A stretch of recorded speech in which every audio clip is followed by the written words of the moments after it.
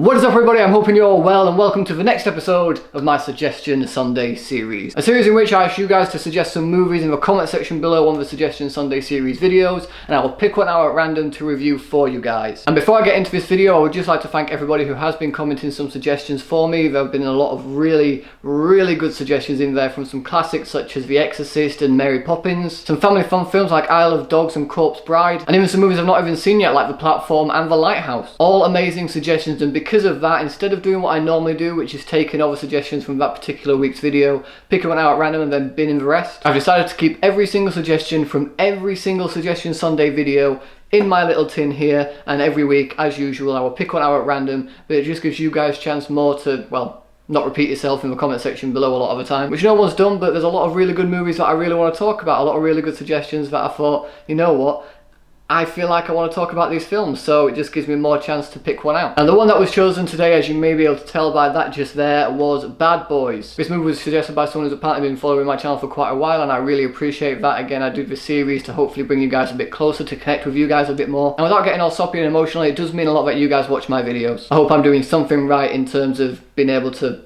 talk about movies in an entertaining way, or if you just want to watch an idiot talk about a film. But now with all that out of the way and without any further delay, let's get this intro out of the way and dive right into this review.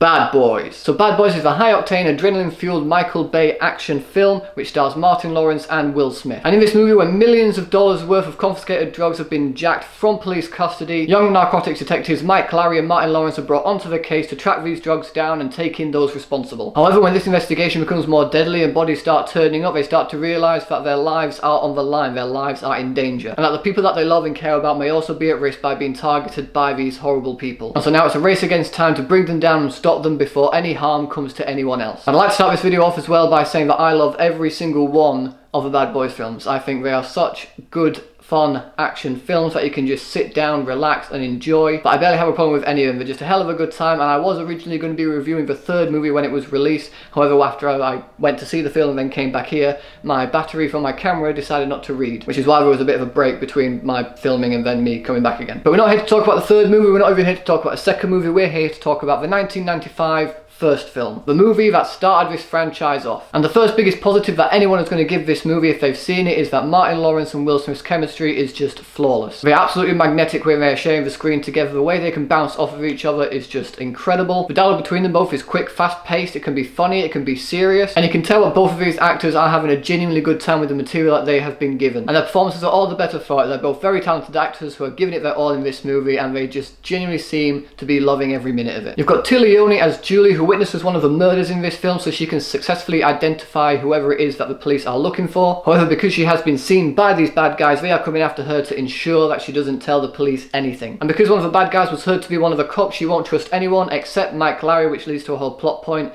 which I'll get into in a moment. And now Will Smith and Martin Lawrence, whilst looking for these guys, also have to make sure they keep her safe. And I will say that she does give a very good performance in this movie, much like Martin Lawrence and Will Smith. She has a good dynamic with them both. She's able to bounce off of them both really well. Again, she seems to be having fun with the material that she's been given, and it definitely helps her performance in that regard. You also got Takari Kayo, I don't know if I pronounced his name right there, as the main villain in this movie, and he comes off very menacing in this film. You really do feel for the characters whenever he appears on screen. You don't feel like anyone's really going to be safe. He has a lot of intensity whenever he appears on screen, and yeah, much like the others, again, he looks like he's having fun with the material that he's been given. And to make this even better, he does quite an exaggerated performance while playing this character, which definitely fits the tone of this film. I feel like if he'd have done it a bit more seriously, it would have come off quite bland and one-note. And if he'd exaggerated it even more so, it could have come off very cheesy and very hammy. He seemed to find the perfect middle ground to just fit the tone of this film and make for a very menacing and memorable villain. But my favourite character without a doubt is Joe Pantoliano. I have no idea if I'm pronouncing his name right there, as the captain. He is great. His dynamic with Will Smith and Martin Lawrence is just fantastic. The way they bounce off of each other as well is incredible. Honestly, the entire cast all seem to be having a lot of fun with the material they've been given, and Michael Bay's directing style, obviously very over the top and action-packed explosions everywhere, it fits the tone of this film because both Mike Larry and Marcus Burnett are very young detectives who are quite hot-headed. So that fast-paced adrenaline-fueled action action suits their characters and also suits Michael Bay's directing style, who helms this film incredibly well. He does a terrific job in keeping the action sequences tense and exciting, whilst also being able to step back and allow for character development in other scenes. This movie is also incredibly funny as well. Obviously Will Smith and Martin Lawrence, the way they bounce off of each other, they make for most of the comedy in this film. There are also some very subtle gags here and there that you miss the first time around. However, in that, with there being so many jokes and funny moments in this movie, there are some jokes that go on just a little bit too long, and there are some that really don't hit. But when they do hit, they are genuinely laugh out loud funny moments. My only real issue with this movie is the whole plot point with Tia Leone's character,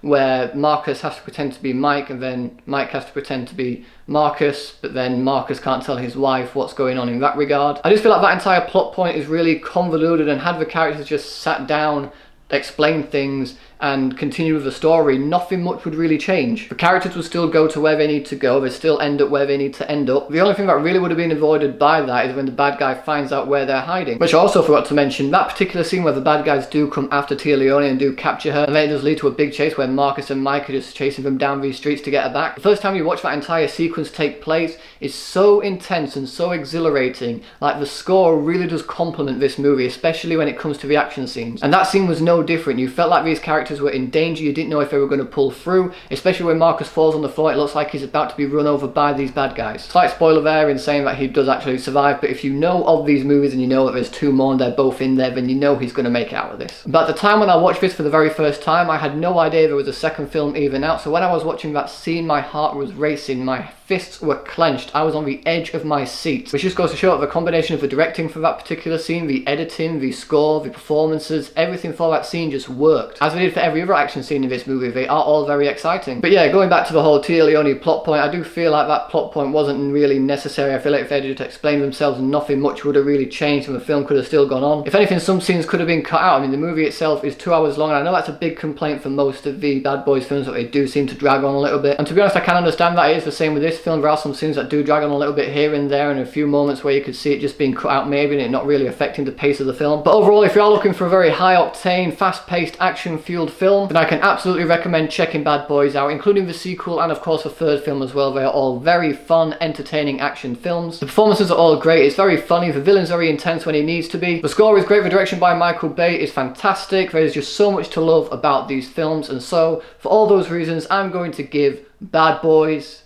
4 stars.